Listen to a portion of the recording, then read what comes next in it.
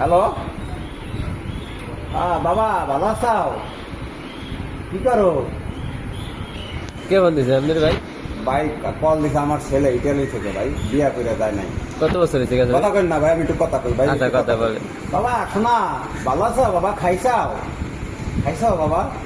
না না, টাকা কথা জিগাই নাই তো আমি। তুমি তোমার শরীরটা ভালো আছে?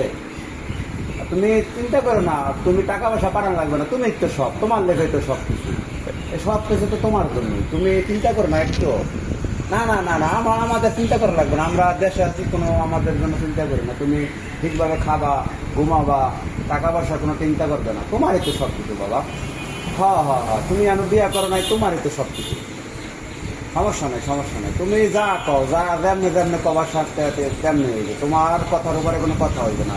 তুমি তো আমার সব ভবিষ্যৎ, অতীত, বর্তমান সব কিছু তুমি। ঠিক আছে বাবা, ভালো থাইকো, খাইও, টাকা চিন্তা করা লাগবে না। তোমার একটু ধন সম্পত্তি যা আছে সব।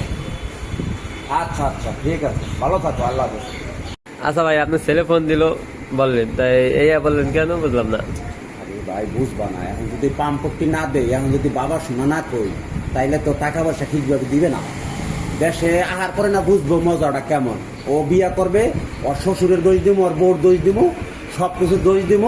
এরপরে ওর লোকে গেতা কলে হেলামো, এরপর তা দেয় দেয় না দেয় না দেয় না দোষ। এখন তো ওর তো আইবে দেখতে আমার ধন সম্পত্তি বাড়ি গাড়ি করা হইব।